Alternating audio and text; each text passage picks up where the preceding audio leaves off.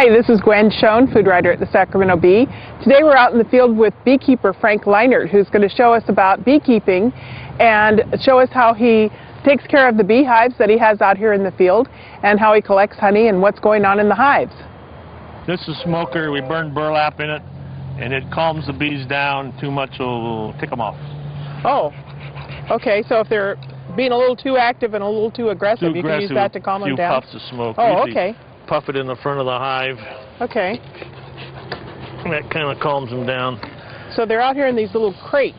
These are boxes, or beehives we call them. Okay. The bottom one is where we raise, queen raises the young ones, and the top one is a surplus where we honey for us if they make any. And we'll take the top off.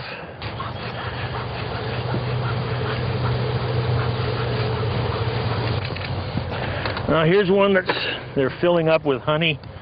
I don't know if you can see it in there in these cells. Uh-huh. Oh, I see. And once it's at below 17% moisture, they seal it over with wax. And when they get these all full and all sealed over is when we rob them. Take them in and spin the honey out. We cut all these caps off of it, and then spin the honey out, and then put the empty frames back in the box, and they fill them over again.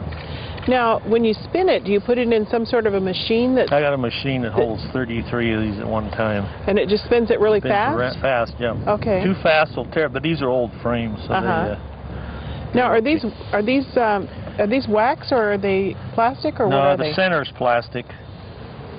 We call this foundation. That's a starter for their frames. And they build both sides out at an angle of about 13 degrees like this. And they do that so the honey doesn't run out when they put it in the cells. So now, what are they doing in there? Are they... placing honey in there. So they take the pollen. No, they take the honey, nectar out of the flowers, put it in their stomach, digest it, and put it back in the comb. That's his honey. So it's basically bee spit? Well, they digest it. It's not spit. Call it spit, I guess. And here's a queen right here. She's about half again as long as a worker. She doesn't sting, does she? She can.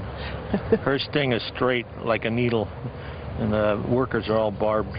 When they sting you, it pulls out their back end, and the stinger stays inside of you. And you never squeeze the stinger out. You scrape it with a knife or a fingernail or something like that. So how many times have you been stung? I don't know, probably thousands. 45 years of it. So. Now, these that are covered over... These are all workers. These here young bees are going to hatch out somewhere in the next week or so.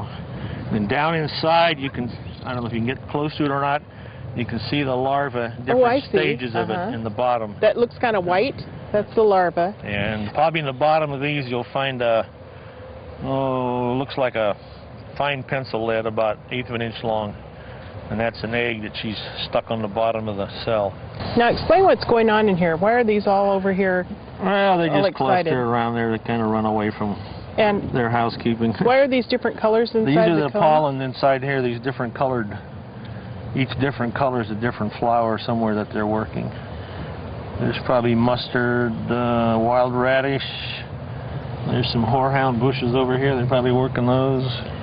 And they keep it organized according to what they've collected? Yeah, they seem to pack it in the same cells.